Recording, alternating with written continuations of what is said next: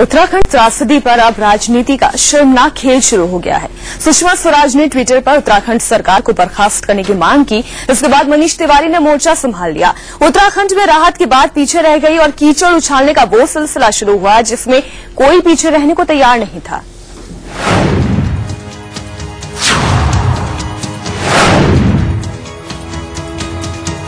उत्तराखंड में सैकड़ों लाशें अंतिम संस्कार का इंतजार कर रही हैं।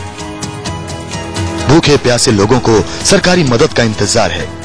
हजारों बेघर छत के लिए तरस रहे हैं। न लाशों को आग मिली, न भूखों को खाना और न बेघरों को छत।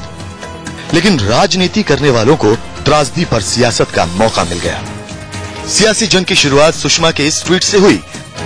उत्तराखंड की सरकार तबाही से निपटने में नाकाम रही है। इस नाकामी के लिए उसे बर्खास्त कर दिया जाना चाहिए। इसका जवाब मनीष तिवारी ने सुषमा स्वराज और अरुण जेटली पर निशाना साधने वाले इस ट्वीट से दिया। माननीय विपक्ष के नेताओं को सीबीआई की स्वायत्तता पर सरकारी प्रस्ताव की आलोचना का समय है, जबकि उसे सुप्रीम कोर्ट के सामने पेश तक नहीं किया गया है। लेकिन उनके पास उत्तराखंड जाने का वक्त नहीं है। क्या दोनों सदनों के विपक्ष के नेताओं को किसी ने तबाही के शिकार उत्तराखंड के लोगों से सहानुभूति जताते या वहां जाते देखा सुना है? ये उस पार्टी की बात है जो कांग्रेस नेताओं के दौरे की आलोचना करती है। आंसू अगर आप नहीं पोंछ सकते, किस तरह से बच्चे रो रहे थे, किस तरह से बहस जो बुजुर्ग लोग रो रहे थे, किस तरह से पीड़ा में भारतीय लोग जो 1 लाख से ज्यादा लोग जो वहां पे थे, किस तरह की आप टीवी टेलीविजन में आप लोगों ने दिखाया है, सब लोगों ने दिखाया है कि किस तरह की दृश्य था। उसके बाद भी आज इतने दिन हो गया, जो लोग गए नहीं और टेलीविजन और ट्वीट पर क्या अच्छा क्या बुराई कर रहे हैं। सुषमा ने इस हमले का जवाब ट्वीट से दिया। हम उत्तराखंड इस वजह से नहीं गए क्योंकि गृह मंत्री ने सार्वजनिक बयान दिया था कि हमारे दौरे से राहत कार्य प्रभावित होगा। उन्होंने ये भी कहा था कि किसी को जमीन पर उतरने की इजाजत नहीं दी जाएगी, खुद उन्हें भी। इसके फौरन बाद सुषमा ने कुछ और तथ्यों के साथ एक और ट्वीट किया। सच तो ये है कि मैंने ही आपको जगाया और तबाही की भयावह स्थिति से आगाह किया। जब 18 जून को गृह मंत्री से मैंने बात की और इस बारे में ट्वीट किया। जो व्यक्ति आदेश का पालन कर रहा है उसके विषय में आप प्रश्न चिन्ह लगा रहे हैं। जो व्यक्ति कायदा कानून तोड़कर वहां पहुंचता है, आईटीबीपी का गेस्ट हाउस खाली कराया जाता है, एनडीएमए की 8 साल तक बैठक नहीं होती, प्रशासन के बीच में राज्य प्रशासन और केंद्रीय प्रशासन के बीच में कोई कोऑर्डिनेशन नहीं है, जो उन चीजों पे प्रश्न कर रहा है वो राजनीति कर रहा है। सुषमा का गुस्सा ठंडा नहीं हुआ और अगले ट्वीट में उन्होंने उत्तराखंड सरकार को बर्खास्त करने की मांग कर डाली। जो संकट के समय शासन नहीं चला सकते, उन्हें सरकार में एक दिन के लिए भी बने रहने का कोई हक नहीं है।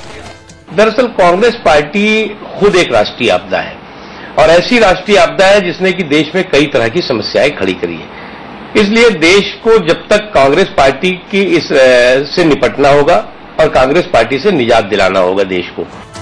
ये जंग खत्म नहीं हुई और दोपहर 12 बजे मनीष तिवारी ने आग में घी डालने वाला ट्वीट किया।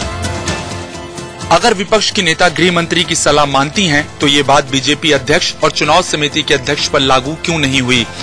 अलग अलग लोगों के लिए मापदंड अलग हो जाते हैं। मनीष तिवारी ये कहना चाहते थे कि गृह मंत्री के मना करने के बावजूद राजनाथ और मोदी दौरा कर सकते थे, तो सुषमा क्यों नहीं कर सकती थी? यतेंद्र शर्मा के साथ मिथिलेश कुमार, दिल्ली, इंडिया न्यूज।